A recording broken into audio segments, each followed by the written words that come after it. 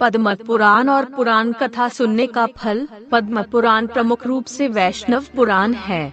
इसके श्रवण करने से जीवन पवित्र हो जाता है। 18 पुराणों में पद्म पुराण का एक विशिष्ट स्थान है।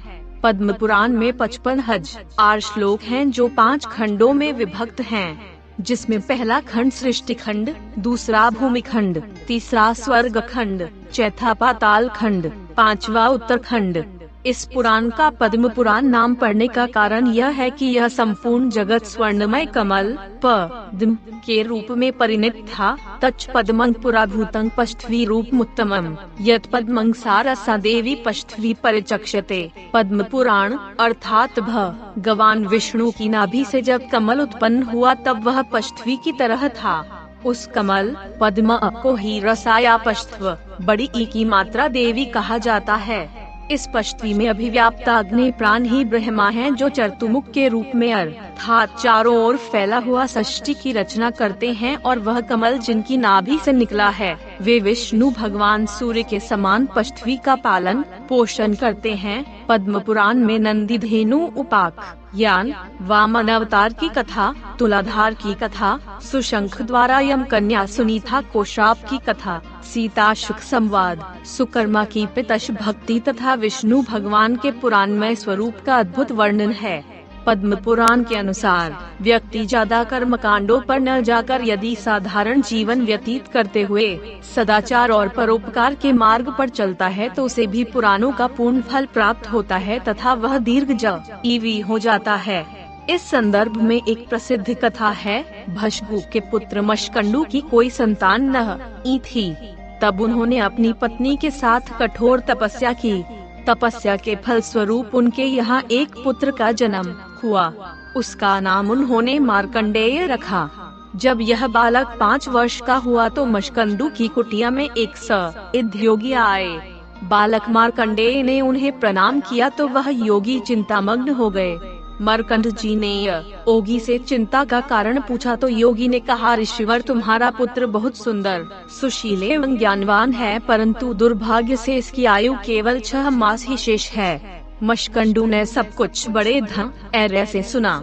तत्पश्चात उन्होंने पुत्र का यज्ञोपवीत संस्कार करवाया और संध्या सिखा दी और नियम बता ये कहा, बेटा तुम्हें अपने से बड़ा जो भी मिल जाए उसे प्रणाम करना। पिता की आज्ञा से मार्कंडेय बालक परिचित अपरिचित जो भी उसे मिलता उसे वह जरूर प्रणाम करता। धीरे धीरे समय बीतता गया। 6वां महीना आ गया। अब बालक की मृत्यु की घड़ी में केवल 5 दिन शेष रह गए। एक दिन संयोगवश सप्तऋषि उधर से निकले तो बालक ने उन्हें भी श्रद्धा पूर्वक प्रणाम किया।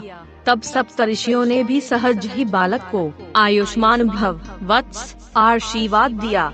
बाद में विचार करने पर उन्हें ज्ञात हुआ कि इसकी आयु तो केवल 5 दिन ही शेष है। अब नी बात झूठी न हो, इसका क्या उपाय किया जाए, इस पर वे विचार करने लगे। क्योंकि आयु, कर्म, वित्त, विद्या एवं निधन इन 5 का निर्धारण तो ब्रह्मा जी शिशु के गर्भ में ही निर्धारित कर देते हैं, इसलिए इसकी आयु तो अब ब्रह्मा जी ही बढ़ा सकते हैं। सप्तऋषि बालक को लेकर ब्रह्मा जी के पास पहुँचे।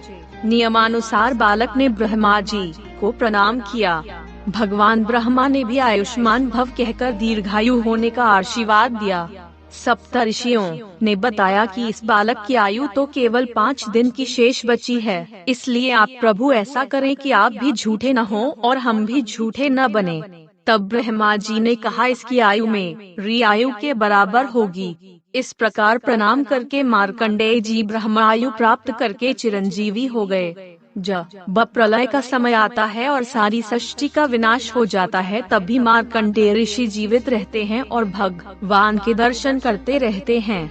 इस प्रकार से अभी तक मार्कंडेय जी ने न जाने कितने चतुर्युगों को देख लिए। आकार है पद्म पुराण सुनने का फल। पद्म पुराण सुनने से जीव के सारे पाप क्षय हो जाते हैं, धर्म की वृद्धि होती है।